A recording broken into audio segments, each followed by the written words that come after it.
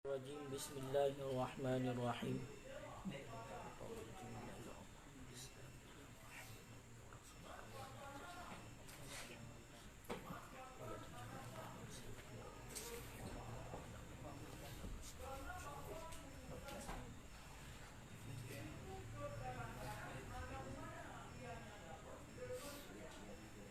Qala al-musannifu wa syarihuna rahimahumullahu ta'ala wa naf'ana bihim wa bi'ulumihim fid daraini amin ya rabbal alamin.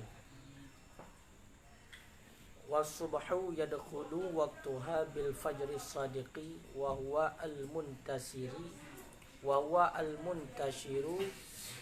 daw'uhu mu'taridan bil ufuqi ay nawahi samai bi khilafil kadhibi wa huwa yatlu'u qabla as-sadiqi mustaqilan thumma yadhhabu wa ya'qibuhu dhulmatu wa yabqa waqtu hatta yatlu'a asy-syamsu li hadisi muslimin waqtu salati subhi min tulu'il fajri ma lam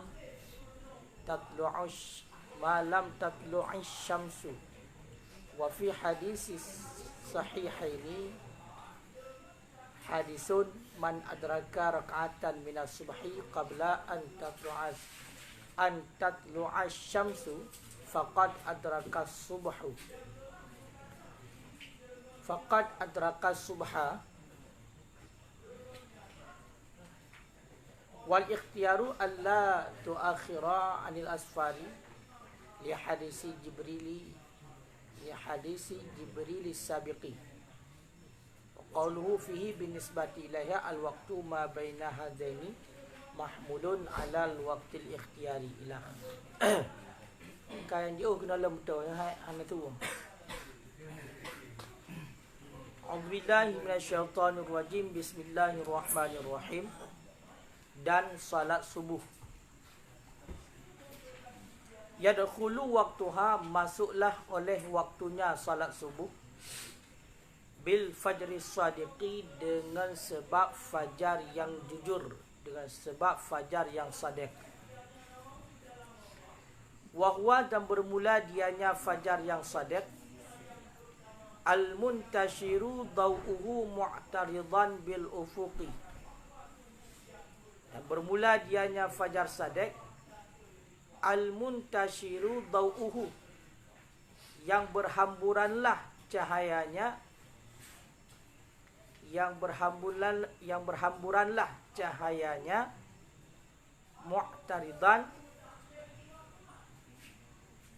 hal keadaannya cahaya itu yang melintang, bil ufuqi, di ufuk. Apa makna ufuk? Ay nawahis sama, artinya kaki-kaki langit.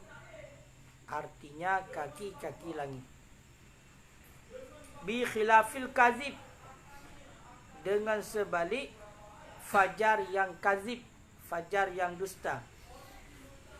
Wawa, dan bermula dianya fajar kazib, yatlu'u, itu terbit ianya fajar kazib, qabla sadiq, sebelum fajar sadiq, mustatilan, hal keadaannya fajar kadzib itu yang memanjang, summa yadhabu, kemudian hilang ianya fajar, wa yaqibuhu dhulmah, dan mengiringi akannya fajar, dhulmatun, oleh kegelapan, dan mengiringi akannya fajar, dhulmatun, oleh kegelapan. Jadi pada malam ini kita sudah masuk kepada salat subuh. Salat yang diwajibkan dalam sehari semalam ada 5.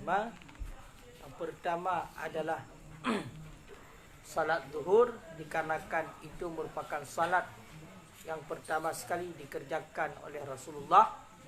Walaupun sudah diwajibkan sewaktu salat subuh, akan tetapi salat subuh tidak dikerjakan oleh Nabi pada waktu malam Isra, karena Nabi belum punya ilmu secara rinci. Kemudian setelah salat zuhur, waktu salat zuhur dan juga salat asar, maghrib, isya. Yang terakhir adalah salat subuh. Jadi mengenai tentang salat subuh, kita baca lafadznya subhu dengan dhammah, subhu.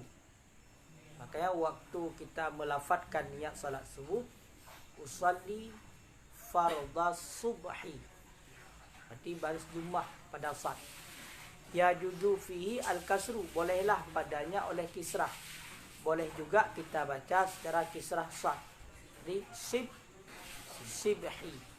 Jadi misalnya kalau kita lafadzkan niat salat subuh, usalli fardhu sibhi, boleh. Makanya seandainya ada orang yang membaca baris di bawah pada sad, maka hukumnya boleh. Wa huwa lughatan awwalun nahar. Dianya subuh secara lughawi, secara bahasa, awwalun nahar, itu awal-awal hari. Jadi makna ataupun pengertian terjemahan daripada subuh secara bahasa adalah awal hari. Awal hari, permulaan hari, itu makna subuh. Wa yuqalu lahu, dan dikatakan orang baginya subuh akan al-fajar, fajar. Makanya sewaktu dikatakan salat subuh dengan salat fajar, itu sama. Berarti nama lain daripada salat subuh itulah salat fajar. Kenapa dinamakan salat fajar? Karena salat itu dilakukan di ketika terbit fajar sadiq, fajar yang benar. Wa tasmiyatuhu ghadatan khilaful aula, dan menamakannya subuh akan ghadah pagi itu khilaf aula. Jadi ada orang yang menyebutkan menamakan subuh itu dengan ghadah.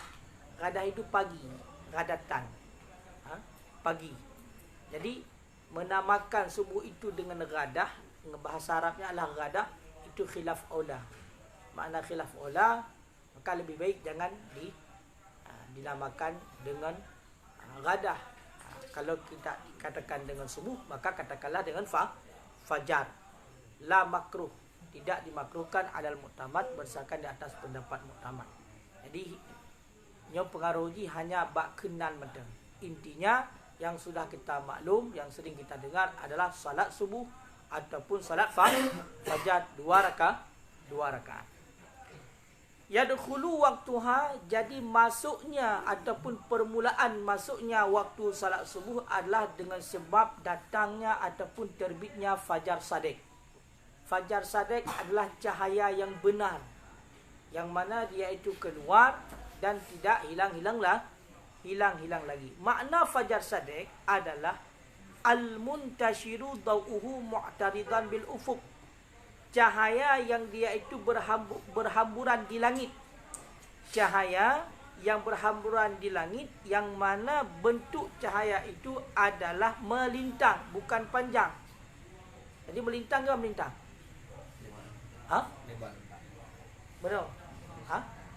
Nisbah ardan, melintang. Jadi keluar cahayanya adalah melintang pada kaki langit. Ini namanya fajar sadiq.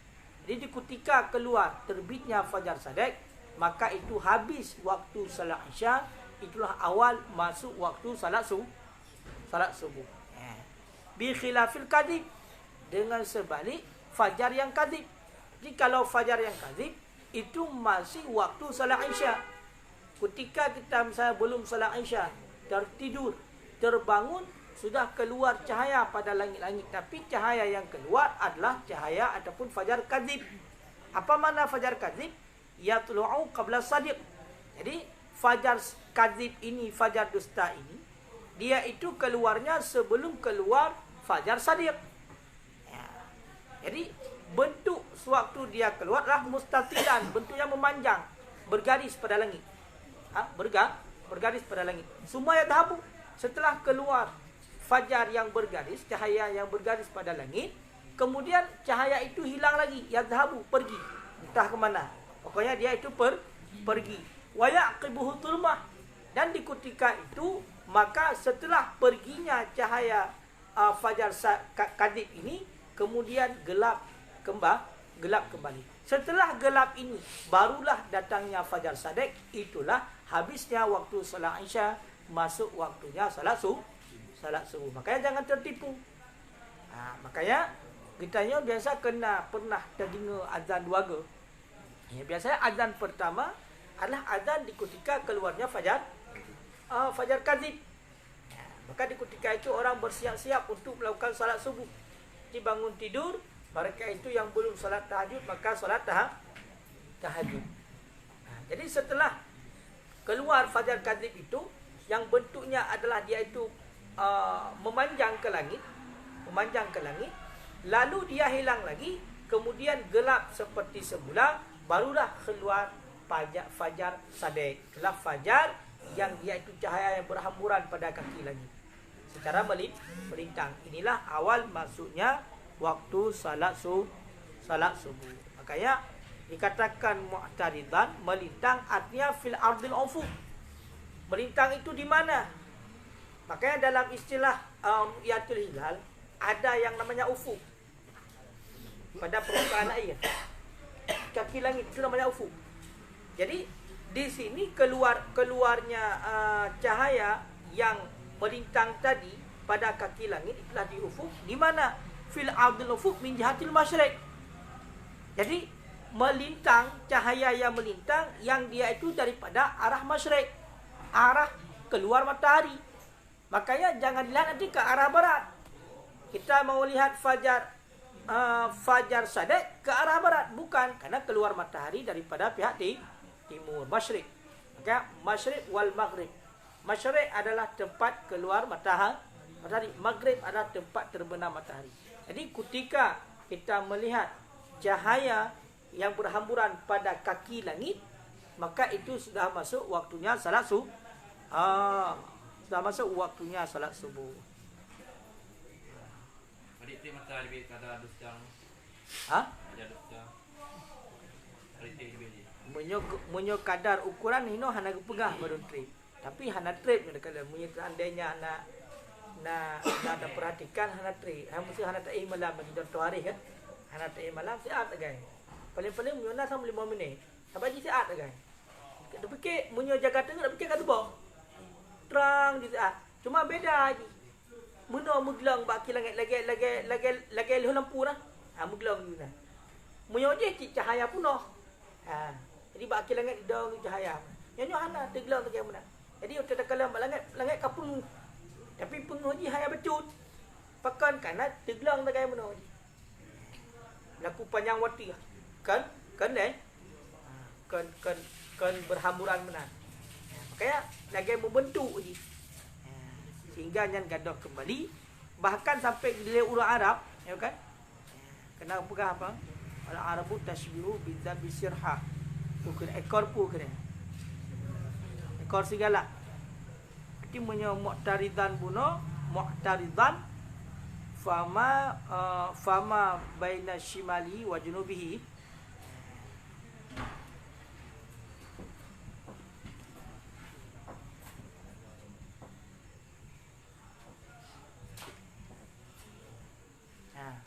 Jadi fajar yang sadek tadi, barang di antara kiri dan junub pinggirnya, dan yang mustatil itu naik kepada atas kepada pertengahan langit. Wal Arab tushabbihu bizabi sirha. Jadi orang Arab menyerupai dengan ekor sirha apa? Zibin, ekor serigala. Ekor segala wa kaunhu ta'aqabahu dhulmah ghalib, dan keadaannya itu mengeriakannya oleh kegelapan pada kebiasaan. Oh benar. Jadi terkadang nakit itu yang hanale support setelah keluarnya fajar kadzib yang dia itu bentuk seperti ekor serigala, kemudian langsung keluar fajar sadek, nah yang benar. Tapi kebiasaannya tetap setelah keluar fajar kadzib maka gelap kembali, barulah keluar fajar sadek. Intinya akhir waktu salat Isya adalah keluar fajar sadek. Keluar fajar sadek merupakan awal daripada waktu salat subuh. Wa yabqa waktu, Dan kekallah waktu salat subuh. Dan kekallah waktu subuh hatta yatlu'a syamsu, sehingga terbitlah matahari. Sehingga terbitlah matahari.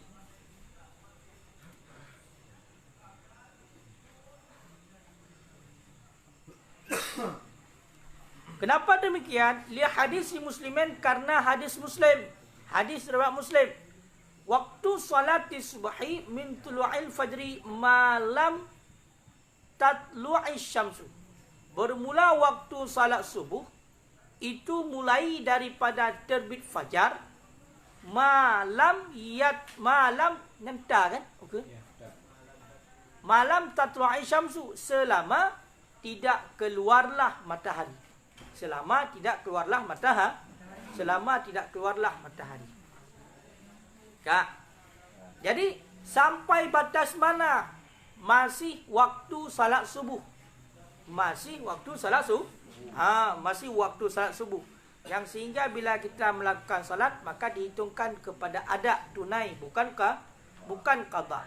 Maka kekal waktunya adalah hingga keluar matahari. Maka ketika matahari keluar, maka sudah habis waktu salat subuh. Maka ketika kita terbangun umpamanya daripada tidur terlambat, waktu kita terbangun ternyata matahari sudah keluar, maka pada ketika itu sudah habis waktu subuh.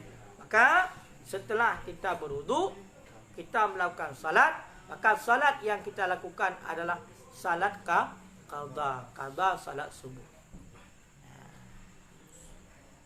Jadi walaupun kita tidak niat qada, karena kita boleh tidak niat qada, karena niat qada itu sunnah. Kita terbangun misalnya daripada tidur jam 8, lalu langsung mempersiapkan diri untuk melakukan salat subuh yang tertinggal. Misal kita tertidur tadi, maka lakukanlah salat subuh. Ketika kita meniatkan salat subuh, maka tidak meniatkan qada, tidak apa-apa, tetap terhitung kepada qada. Kenapa? Karena salat qada adalah salat di luar waktu, sedangkan waktu salat subuh sudah habis. Maka ketika kita meniatkan, sahaja aku melakukan salat subuh 2 rakaat karena Allah, maka tetap jatuhnya kepada salat subuh qada. Kenapa? Karena bukan lagi di dalam waktu. Makanya untuk niat qada hukumnya sunnah. Jadi bila kita melakukan salatnya di luar waktu, maka tetap masuknya ataupun dihitungnya kepada salat qada. Jadi intinya, kenapa penghabisan waktu salat subuh itu hingga terbit fajar, hingga terbit matahari? Karena ada hadis riwayat Muslim. Kata Rasulullah, waktu salat subuhi min tulu'il fajri malam tatlu'i syamsu. Waktu salat subuh adalah permulaannya mulai daripada terbit fajar. Maka fajar di sini adalah fajar sadaq, fajar yang benar, yang keluarnya itu dia itu berhamburan pada kaki-kaki langit. Batasannya malam tatlu'i syamsu, selama tidak keluar matahari. Intinya kalau sudah keluar matahari, maka itu sudah habis waktu salat subuh. Berarti sudah masuk kepada waktu salat isyraq ataupun salat duha. Maka salat duha tidak mesti jam 8 kalau di Aceh. Begitu matahari keluar, maka kita itu ada yang namanya salat sunat isyraq. Makna sunat isyraq adalah sunnah salat ketika keluar matahari. Isyraq itu terbit matahari daripada pihak timur, maka namanya isyraq. Jadi salat sunat isyraq. Kayak salat sunat isyraq 2 rakaat, kemudian setelah itu lakukan salat sunat duha 2 rakaat. Walaupun ada para ulama yang menyebutkan salat sunat isyraq 2 rakaat dengan salat duha, maka ini satu. Isyraq adalah duha adalah isyraq. Akan tetapi para ulama tasawuf sering mengamalkan keduanya. Jadi membedakan antara isyraq dan duha untuk mendapatkan fadilah kedua-duanya. Maka kita lakukan salat isyraq 2 rakaat. Kemudian salat duha 2 rakaat. Usalli sunnatal isyraqi raka'ataini adaan lillahi ta'ala. Sahaja aku melakukan salat sunnah isyraq 2 rakaat karena Allah. Kemudian setelah salat sunnah isyraq, sembahyang salat sunnah duha paling kurang 2 rakaat. Nah, makanya ada doa khusus sebenarnya. Jadi doa salat isyraq salah satunya yang sering kita baca-baca, Allahumma nawwir qulubana binuri hidayatika kama nawwartal arda binuri syamsika abadan birahmatika ya arhamar rahim. Itu termasuk dalam doa salat sunat isyraq. Apa artinya? Allahumma nawwir qulubana. Ya Allah, cahayakanlah hati-hati kami. Binuri hidayatika, dengan cahaya hidayah engkau. Kama nawwartal arda, sebagaimana telah engkau cahayakan arda, bumi ini. Kama nawwartal arda binuri syamsika, dengan cahaya matahari engkau. Abadan birahmatika ya arhamar rahimin. Abadan selama-lamanya dengan rahmat engkau, dengan rahmatmu ya arhamar rahimin. Wahai yang pengasih daripada yang pengasih. Makanya ini doa kena. Jadi intinya matahari bisa memberi cahaya, menerangi bumi yang cukup luas ciptaan Allah. Begitulah kita itu meminta sama Allah agar kita diberi hidayah. Binuri hidayatika.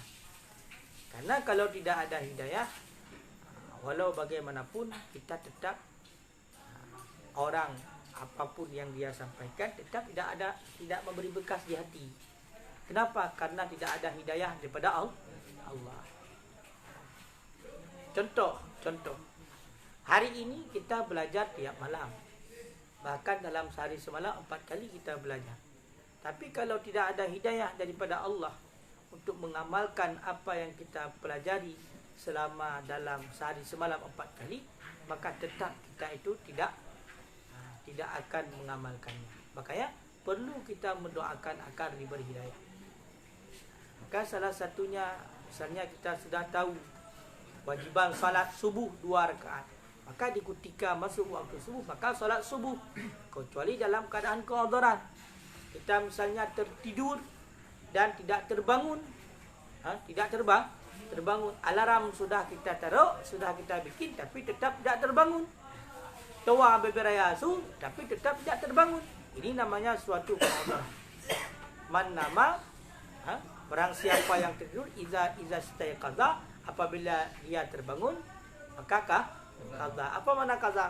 Salat. Jadi jangan dibuat-buat juga, ya kan? Kalau dibuat-buat itu tidak boleh. Tapi kalau misalnya kita memang benar-benar tertidur, ya waktu bangun lakukan. Mengenai tentang masalah tinggal karena keotoran, maka tidak wajib segera untuk kita qadha. Tapi kalau kita meninggalnya tanpa ada keotoran, maka wajib segera untuk dikadha. Kalau tidak dikadha dengan segera, maka waktu yang kita pakai untuk hal yang lain semuanya itu berdosa. Begitu juga dengan kita hari ini. Masalah tutup aurat kadang-kadang sewaktu mandi, walaupun sesama laki-laki mandi ramai-ramai, pusat di luar, pusat kita dilihat sama orang, ataupun paha kita dilihat sama orang, walaupun sama-sama laki-laki.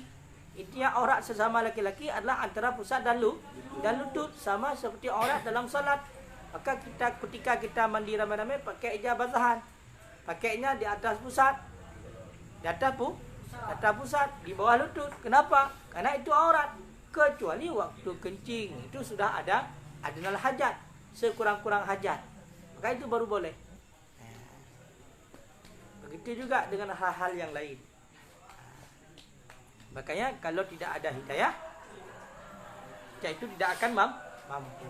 Kan salah satu wirid, la haula wala quwata illa billahil aliyil azim. Yang coba maknai la haula. La haula. Secara terjemah tidak ada daya. Apa tidak ada daya? La haula tidak ada daya untuk kita itu taat kepada Allah. Tidak ada daya untuk kita itu bisa taat kepada Allah. Wala quwwata, dan tidak ada kekuatan untuk kita menjauhi daripada maksiat illa billahil aliyil azim, kecuali dengan Allah yang Maha Agung. Makanya kita hari ini, kita itu melakukan kebaikan, kita itu menjauhi keburukan, semuanya itu kita itu tidak mampu dengan diri sendiri tanpa adanya pertolongan Allah. Maka pertolongan yang Allah berikan jangan sia-siakan. Intinya, di saat kita hari ini masih berada pada tempat pengajian, pada tempat kebaikan yang seperti ini, itu pertanda Allah masih sayang, masih ada hidayah kepada kita. Maka jangan sia-siakan. Sesudah kita tahu, tidak kita amalkan, maka berdosa. Asyaddul azab yaumal qiyamah alimun bila amal. Betul dalam kitab Murakil Ubudiyah. Yang paling bersangatan azab nantinya di hari kiamat adalah orang yang sudah tahu itu hukumnya haram, maka tetap dilakukan. Bukan orang yang berilmu, ilmu banyak, bukan. Maksudnya orang yang sudah tahu itu hukumnya haram, tapi masih saja dilakukan. Maka inilah asyadul azab yaumal qiyamah alimun bila amal. Apalagi orang yang tidak tahu sama sekali, maka dosanya berlipat ganda, dua dosa sekali. Dosa dia itu melakukan yang dilarang oleh Allah, kemudian dosa juga karena dia itu tidak tahu itu dilarang. Makanya itu namanya jahil murakab. Mencapat dua buah bangai, Pak Ji. Kan sebuah bangai, dua buah bangai. Yang pertama putar bangai yang pertama. Apa ni namanya hai depu-tepunya ke jahil basit. Dia hanya depu-tepu. Nalado mati jahil murakab. To jahil murakab. Iji tepu, tapi salah ngai tepu, dan hai tepu dia tepu yang salah. Yang ke jahil murakab. Dia tahu, tapi salah dengan yang dia tahu. Dia tahu, tapi salah dengan yang dia tahu, dan menganggap dia itu tahu. Jadi dua kebodohan yang ada padanya. Maka hidayah yang Allah berikan jangan sia-siakan. Jadi intinya batasan ataupun akhir daripada waktu salat subuh adalah hingga terbit matahari. Ketika terbit matahari itu sudah habis waktu salat subuh, maka sudah masuk waktu salat isyraq ataupun duha. Tapi baiknya kita itu melakukan salat duha ketika matahari naik kadar segala ujung tombak.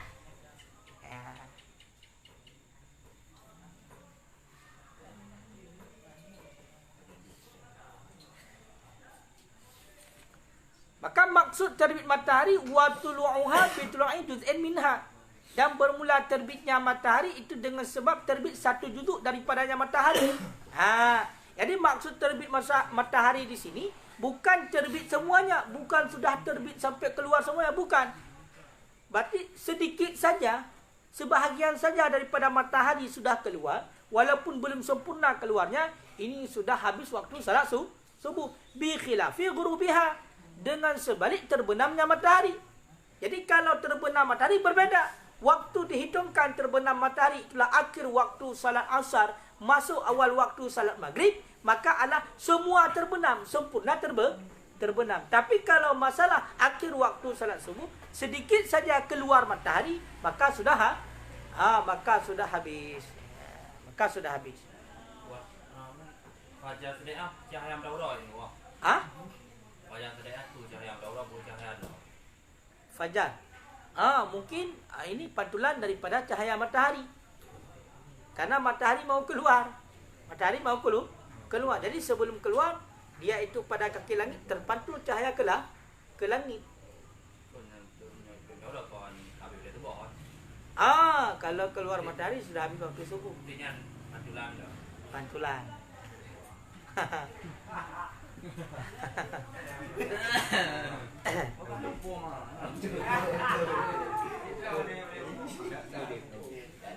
Kak, wa fi hadis sahihaini, dan tersebut dalam hadis sahihaini, hadis dua yang sahih riwayat Imam Bukhari dan Muslim. Hadisun itu satu hadis. Mana hadisnya? Man adraka rakaah.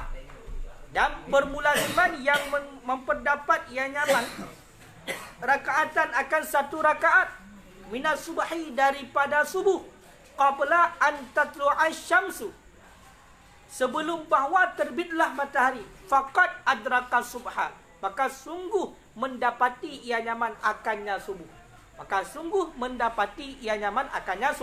subuh. Ada hadis riwayat daripada Imam Bukhari dan Muslim, barang siapa yang dia itu melakukan salat subuh tetapi dia itu hanya mendapatkan satu rakaat saja sebelum terbit matahari. Intinya rakaat kedua sudah terbit matahari. Maka kata Rasulullah, faqad adraka subha. Maka orang itu mendapatkan salat subuh. Apa maknanya? Berarti salat subuh yang dia lakukan itulah dihitung kepada salat tunai, bukan salat qadha. Makanya satu rakaat saja kita melakukan salat di dalam waktu, sedangkan rakaat selanjutnya di luar waktu, maka itu dihitung kepada salat ada, bukan salat qadha. Jadi satu rakaat dalam waktu, barang siapa yang mendapatkan satu rakaat saja di dalam waktu, maka sungguh dia itu sudah mendapatkan salat subuh dalam waktu. Intinya bukan dihitungkan kepada qadha, tapi tunai. Cuma kalau kita sengaja mengakhirkan salat kepada waktu yang demikian, walaupun itu dihitungkan kepada salat tunai, maka hukumnya berdosa, haram hukumnya. Mengakhirkan salat, sudah melakukan salat di akhir waktu, hukumnya berdosa. Kira-kira paham? Paham. Wal ikhtiyaru an la tuakhira anil asfar. Dan bermula waktu kepilihan an la tuakhira anil asfar, itu bahawa tidak mengakhirkan ianya solat subuh anil asfar daripada kekuning-kuningan. Daripada kekuning-kuningan. Kenapa demikian? Karena hadis malaikat Jibril yang telah lalu. Karena hadis Jibril yang telah lalu. Kemudian waktu ikhtiar. Waktu ikhtiar salat subuh kapan? Awal waktu salat subuh adalah ketika terbit fajar shadiq. Kemudian akhir waktunya adalah ketika terbitnya matahari. Di antara keduanya ini ada namanya waktu ikhtiar, waktu kepilihan. Waktu ikhtiar itu adalah kita itu jangan mengakhirkan salat sampai keluar cahaya kekuning-kuningan. Itu waktu ikhtiar. Jadi keluar cahaya kekuning-kuningan masih waktu salat subuh. Keluar cahaya kekuning-kuningan masih waktu salat subuh. Cuma itu masuk waktu ikhtiar. Intinya kita itu jangan mengakhirkan salat subuh kita sampai pada langit-langit daripada pihak timur keluar cahaya kekuning-kuningan. Keluar cahaya kekuning-kuningan. Karena ketika keluar cahaya kekuning-kuningan, maka itu hampir keluarnya matahari. Berarti itu sudah masuk akhir waktu. Sudah masuk akhir waktu. Jadi jangan kita akhirkan salat subuh sampai kepada batasan itulah keluar kekuning-kuningan, cahaya kekuning-kuningan. Itu bukan lagi waktu ikhtiar. Tapi kalau dari sebelum keluar cahaya kekuning-kuningan sampai kepada terbit fajar shadiq, maka itu adalah waktu ikhtiar. Ketika keluar ataupun terbit fajar shadiq, itu adalah waktu fadilah namanya. Itulah waktu awal waktu salat subuh. Itulah waktu fadilah. Tapi setelah waktu fadilah ada namanya waktu ikhtiar, waktu kepilihan. Itulah jangan sampai kita itu mengakhirkan sampai keluar cahaya kekuning-kuningan. Kenapa? Karena hadis Jibril yang telah lalu. Jadi malaikat Jibril pada kali kedua melakukan pada pagi kedua melakukan salat bersama Nabi di Kaabah, salat fajar fa asfara. Hinal fajri fa asfara. Maka kekuning-kuningan. Jadi perkataan wa qauluhu fihi, dan bermula perkataannya malaikat Jibril padanya hadis binisbati ilaiha, dengan nisbah kepadanya salat subuh. Apa kata malaikat Jibril? Al-waktu ma baina hadaini, bermula waktu itu barang di antara dua ini, mahmulun, itu yang dipertanggungkan, ala waqtil ikhtiyar, di atas waktu kepilihan. Itu dipertanggungkan di atas waktu kepilihan. Intinya, malaikat Jibril melakukan salat dengan Nabi, itulah salat subuh pada hari pertama adalah hina harumat ta'am wa syarab ala sa'ib, ketika haram makan dan minum bagi orang yang berpuasa. Kemudian pada hari kedua, malaikat Jibril bersama dengan Nabi salat subuh adalah fa'asfara, hingga ke kuning-kuningan. Maka maksud daripada malaikat Jibril, kata malaikat Jibril, waktu salat adalah di antara kedua-dua ini, itulah kekuning-kuningan dengan ketika haram makan dan minum bagi orang yang berpuasa. Maka maksudnya adalah dipertanggungkan di atas waktu ikhtiar. Itulah waktu ikhtiar. Jadi mulai daripada haram makan dan minum bagi orang yang berpuasa, itulah setelah terbit fajar tadi, hingga ke kuning-kuningan.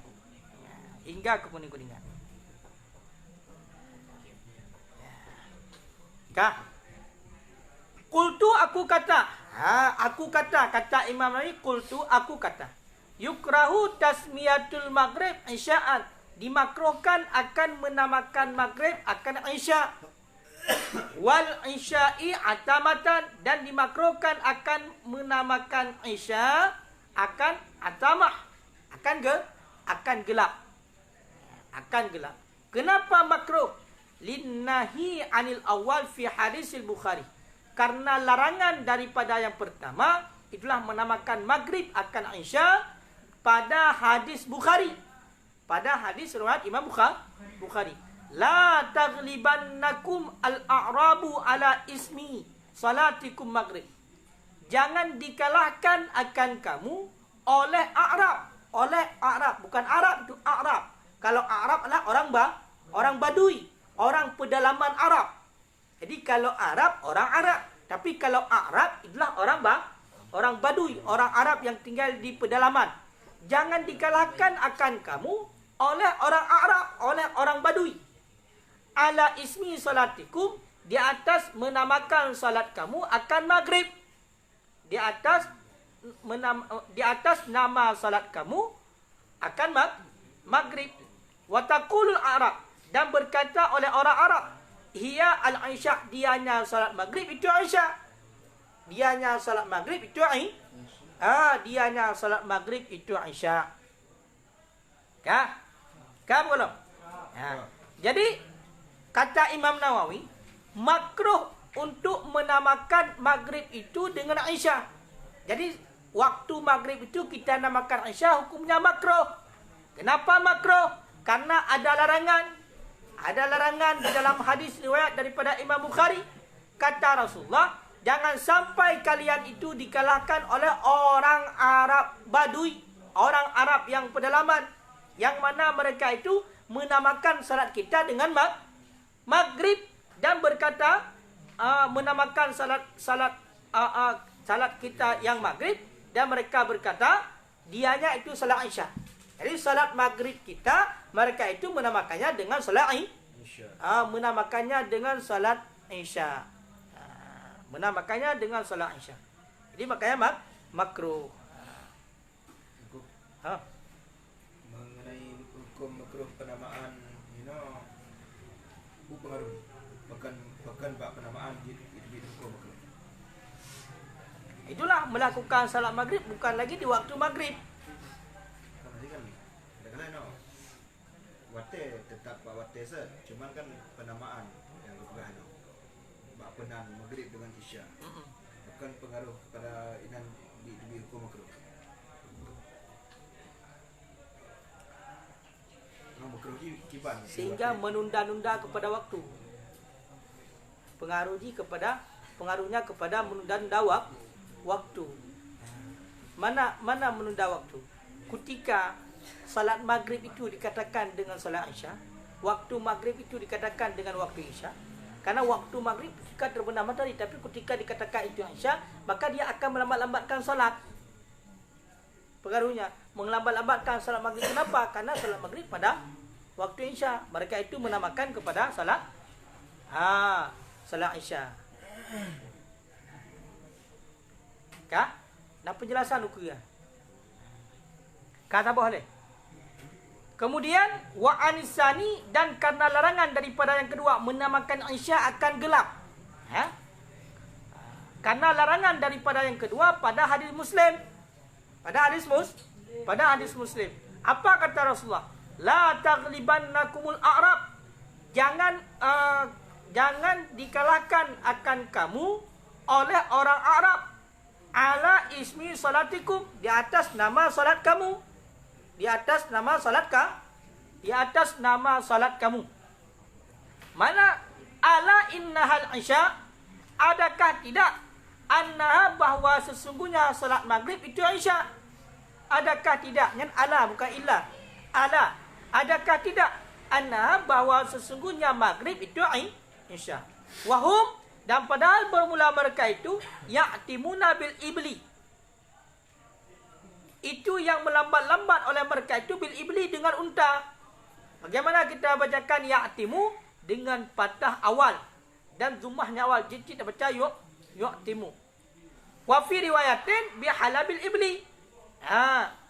Adakah bahwa sesungguhnya maghrib itu Aisyah, wahum, dan padahal bermula mereka itu yang melambat-lambat mereka itu bi halabil ibil, dengan bejana perahan susu unta. Halab bejana perahan susu, ibil unta, dengan bejana perahan susu unta. Qala fi syarhil Muslim, berkata ianya Imam Nawawi dalam syarah Muslim, maknahu, bermula maknanya hadis, innahum, bahwa sungguh mereka itu yusammuna, itu menamai oleh mereka itu akannya Aisyah atamatan, akan atamah, akan gelap, likaunihim, karena keadaan mereka itu ya'timuna, itu melambat-lambat oleh mereka itu bihalabil ibil, dengan bejana perahan susu unta. Artinya ay yuakhirunahu, mengakhirkan oleh mereka itu akannya Aisyah ila syiddatil dhalam, hingga bersangatan gelap.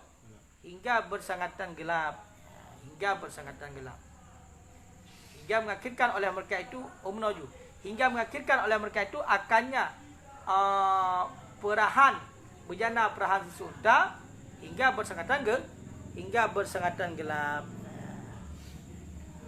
Jadi intinya dimakruhkan untuk menamakan maghrib dengan Isya, sehingga kita itu melambat-lambatkan salat maghrib. Begitu juga dimakruhkan menamakan Isya akan gelap. Kenapa? Karena ada larangan juga. Mana larangannya? Kata Rasulullah, jangan kita itu sampai dikalahkan oleh orang Arab Badui, yang mana mereka itu menamakan salat maghrib dengan Isya. Begitu juga jangan kita itu dikalahkan oleh orang Arab Badui di atas nama salat kita, yang mana mereka itu mengatakan salat maghrib itu Isya, padahal mereka itu melambat-lambatkan dengan unta. Dia melambat-lambatkan dengan unta. Jadi orang Arab Badui sudah barang tentu mereka itu jauh untuk melakukan salat berjamaah, Jadi mereka itu melambat-lambat. Kenapa? Karena menamakan salat Isya dengan atamah. Ketika sudah sangat gelap baru Isya. Kemudian begitu juga mengenai tentang maghrib tadi, mereka itu menamakan dengan Isya. Jadi tidak buru-buru, melambatkan untuk sampai. Melambatkan untuk sampai. Maksudnya, maknanya menurut Imam Nawawi dalam syarah Muslim adalah mereka itu menamakan salat Isya dengan gelap.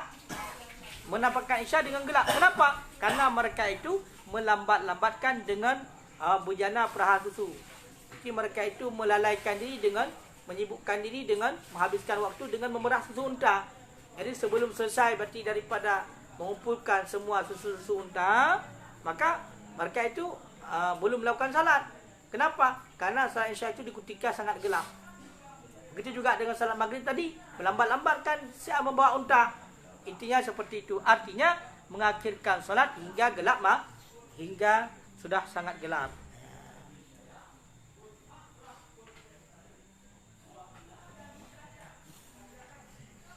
Kan? Hanya nyan langsung juga hana pukul lagi mata dia. Wan naumu qablaha, dan dimakruhkan akan tidur qablaha, sebelumnya, artinya sebelum Aisyah. Dimakruhkan akan tidur qablaha, sebelumnya Aisyah.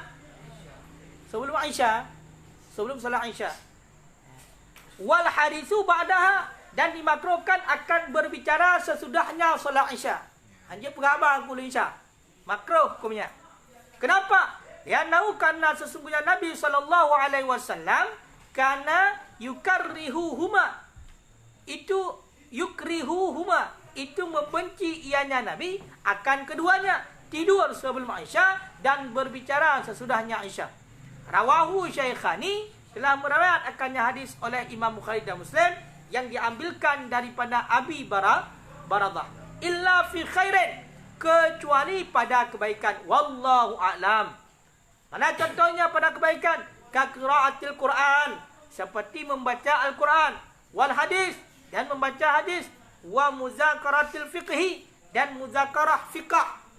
Jadi diskusi-diskusi tentang masalah fiqh, ilmu fiqh, wa inasi zaifin, dan melayani tamu, berbincang-bincang dengan tamu. Wala yukrahul hadis li hajat, dan tidak dimakruhkan akan berbicara lil hajah, karena keperluan. Jadi menurut Imam Nawawi, kultu Imam Nawawi, matalang kultu Imam Nawawi ini penting. Makanya haitsu aqul, pada permulaan oleh Imam Nawawi mengatakan kultu, dan pada akhirnya wallahu alam fa'tamidha, maka pegang olehmu, itu penting. Jadi tidur sebelum salat Isya hukumnya makruh. Tidur sebelum salat Isya hukumnya makruh.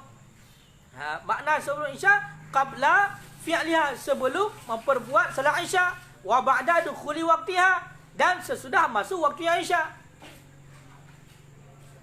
Jadi sudah masuk waktu Isya tapi kita belum melakukan salat Isya, maka dimakruhkan untuk tidur. Kecuali illa li gharbatin naum, kecuali karena dikerasi oleh tidur, dengar dahak, sudah bersangatan ngantuk, ini baru boleh. Fala yukrahu, maka tidak dimakruhkan.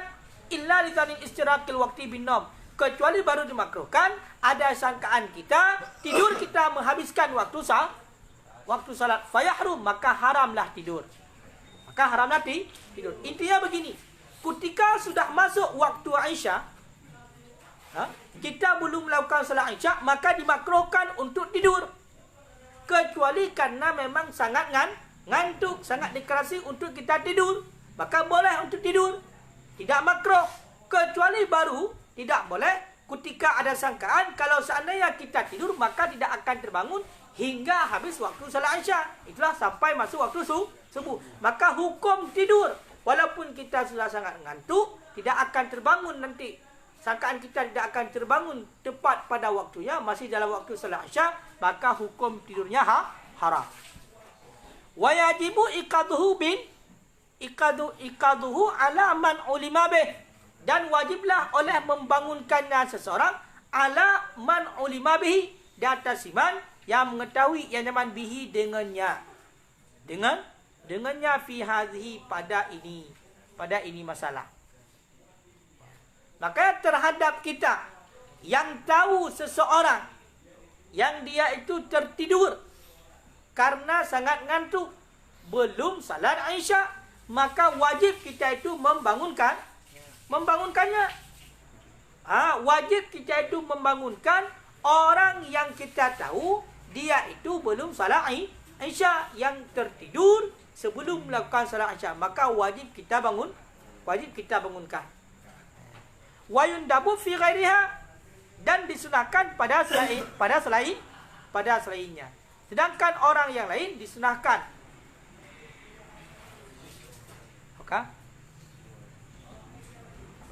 Dan disunatkan pada selainnya Isya. Sedangkan pada selainnya Isya disunatkan. Yang gimana?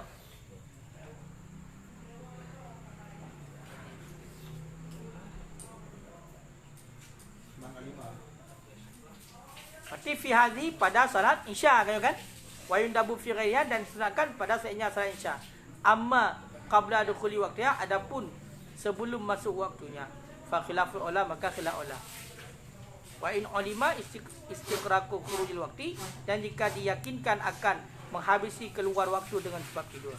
Sekalipun diyakini akan menghabiskan keluar waktu dengan sebab tidur.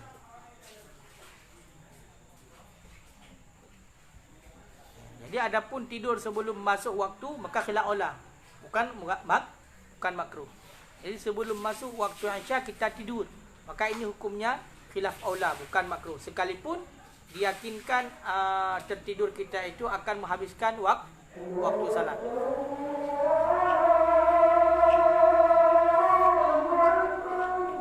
Ini oleh yang penting dalam berarti ulang bak wanom.